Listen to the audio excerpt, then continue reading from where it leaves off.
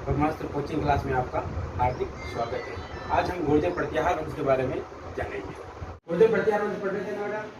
गुर्जर प्रत्याहार वंश पढ़ने से पहले आपसे कुछ प्रश्न पूछता हूँ, वो आपको सामूहिक बताना है ना, जो आते सामूहिक बताना और 1 से 1.5 सेकंड के अंदर आपको आंसर देना है, ठीक है। राजस्थान में 1857 की क्रांति सबसे पहले कहाँ हुई और किसके नेतृत्व में हुई थी ये नेशनल कब हुई थी? राजस्थान की वह कौन सी रियासत जहाँ राजा और प्रजा दोनों ने अंग्रेजों का साथ दिया?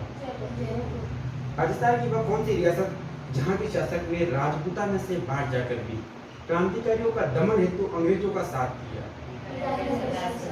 राजस्थान की किस रियासत के शासक को टीबी परगना के 39 गांव भेंट में दिए?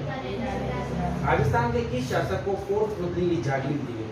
किसको सितार हिंद की पद केसर ए हिंद की पद किसको दी? जोर से बोलो ना, जोर से नहीं बोलो धड़े तोड़ दूंगा। राजस्थान की वह कौन सी रियासत थी जहां पर महिलाओं ने भी क्रांतियों में भाग लिया? किसका सिर काटकर? कहां पर? किसका सिर काटकर कहां पर? ये कोटा में शासक कौन था? यहाँ पर सैन्य टुकड़ी, यहाँ पर क्रांतिकारियों का नेतृत्व किसने किया? तो फिर ये शीतल प्रसाद, मोती खां, तिलक राम का राजस्थान का एडीजी कौन था? उसी का पुत्र था अलेक्जेंडर, जिसकी हत्या कर दी गई। ये कुशाल सिंह चंपावत का संबंध किस रियासत से था? ये अववा में 2 युद्ध इंपोर्टेंट हुए थे, कौन कौन से? बितौड़ा का युद्ध कब हुआ? और चलावास का युद्ध? बितौड़ा के युद्ध में कौन मारा गया? किसकी विजय हुई? क्रांतिकारी, है ना। चलावास के युद्ध को, इस युद्ध में किसकी मृत्यु हुई? किसकी विजय हुई? कुशाल सिंह चंपावत ने अपने आप को कब आत्मसमर्पण किया? 1860 में किया था। थोड़ा पढ़ लिया। कब इसकी मृत्यु हुई? 1864 में इसकी। अच्छा, कुशाल सिंह चंपावत के लिए इतने 2 युद्ध लड़ दिए, तिलक राम, मोती खां और शीतल प्रसाद जैसे लोगों ने अलेक्जेंडर की हत्या कर दी, है ना, एरनपुरा में। उसके बाद बितौड़ा का युद्ध हुआ जिसमें होनार सिंह मारा गया, चलावास का युद्ध हुआ जिसमें मेघमोहन मारा गया। क्या उसके बाद भी कोई कमीशन नहीं बैठेगा? टेलर कमीशन बैठाया था, जिसने कुशाल सिंह चंपावत को बाई इज्जत। हाँ, राजस्थान की वो कौन सी रियासत थी जहाँ क्रांति करने वाले और क्रांति का दमन करने वाले दोनों ही भारी थे? एकमात्र रियासत थी जहाँ क्रांति करने वाले, क्रांति का दमन करने वाले पटियाला। राजस्थान में कहते गुर्जर प्रत्याहार वंश के बारे में पढ़ते हैं। किसके बारे में पढ़ते हैं? गुर्जर प्रत्याहार वंश के बारे में पढ़ते हैं। गुर्जर प्रत्याहार वंश की उत्पत्ति कैसे हुई? किन किन इतिहासकारों ने क्या क्या बताया? गुर्जर प्रत्याहार वंश की उत्पत्ति हम पृथ्वीराज रासो के अनुसार पढ़ते हैं। तो चंद्रवर्ती अपने ग्रंथ पृथ्वीराज रासो में इसकी उत्पत्ति अग्निकोण से बताता है। किसे बताता है बेटा? अग्निकोण से बताता है। कौन?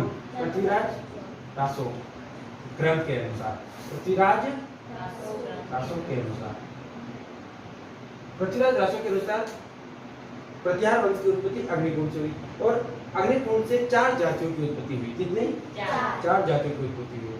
परमार, चालुक्य व सोलंकी, चौहान तथा प्रत्याहार।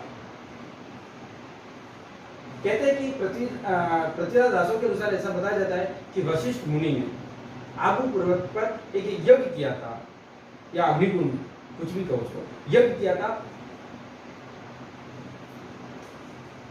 गोपीनाथ शर्मा जो होते वो कहते कि गोपीनाथ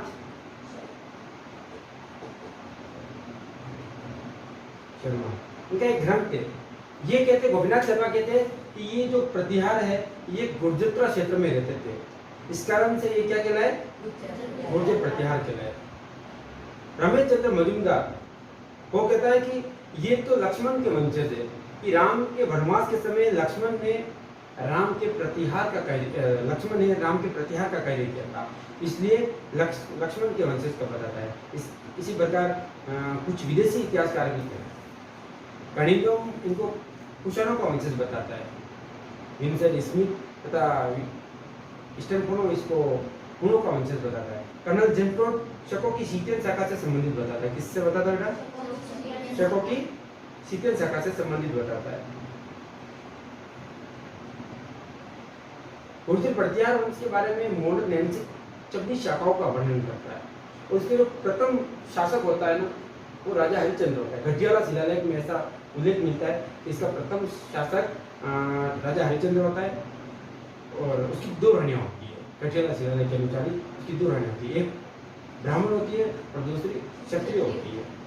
जो क्षत्रिय रानी होती है उसका नाम भद्रा होता है, तो उसके 4 पुत्र होते हैं, भोगभट, कद्दक, रज्जिल तथा दह, 4 पुत्र होते हैं, जिसमें से भोगभट और कद्दक का तो इतना वास्तव में कोई बात मिलती नहीं है, लेकिन रज्जिल की बात जरूर मिलती है।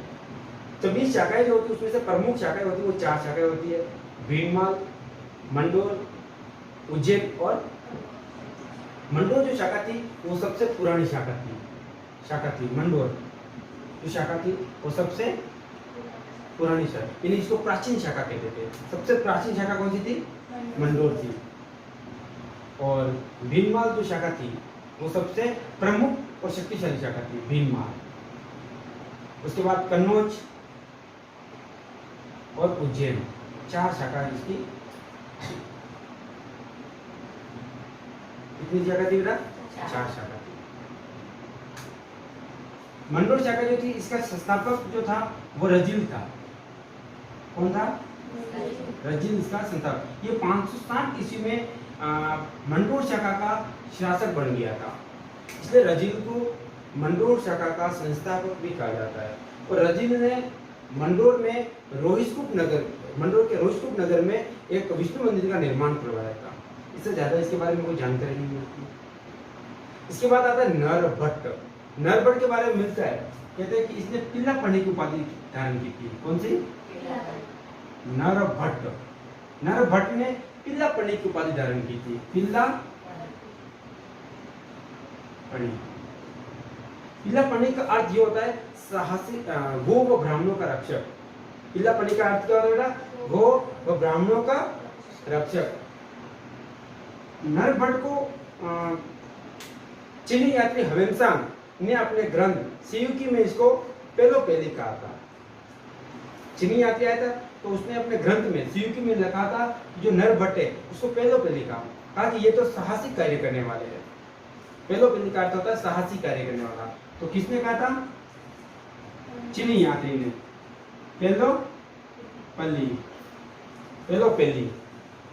पहली कहा था, है ना, साहसिक कार्य करने वाला।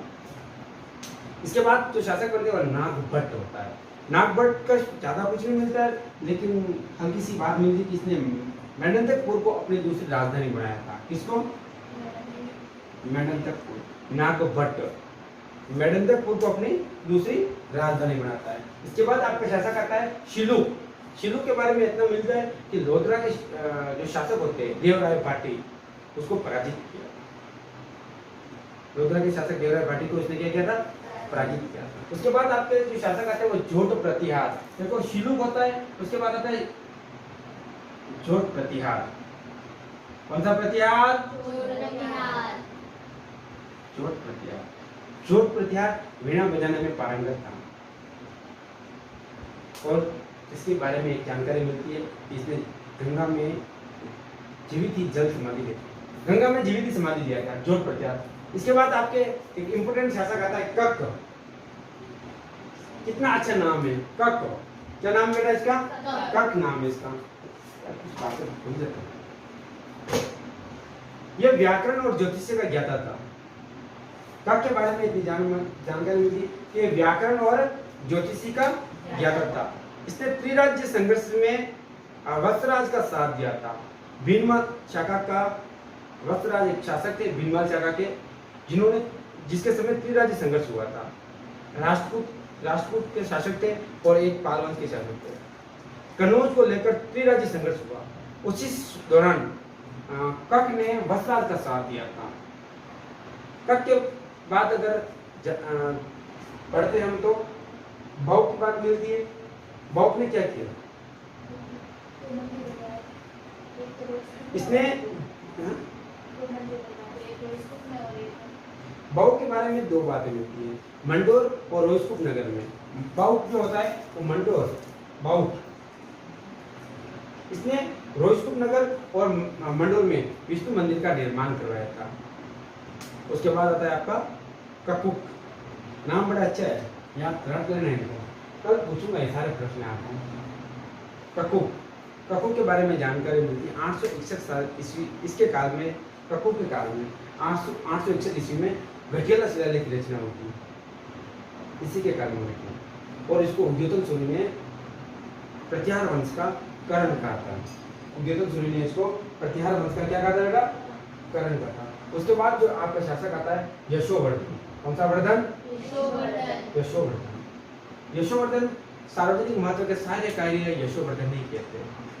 और उसके बाद अंतिम शासक आपका आता है इंद्रा प्रतिहार।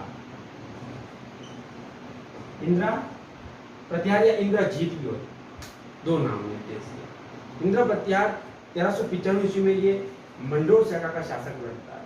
सबसे बड़ी बात है कि ये मंडोर शाखा का अंतिम शासक था। मंडोर शाखा का अंतिम शासक, मंडोर शाखा के प्रतिहार वंश का अंतिम शासक था। और इसने अपनी पुत्री का विवाह राव चूड़ा से करवा दिया था।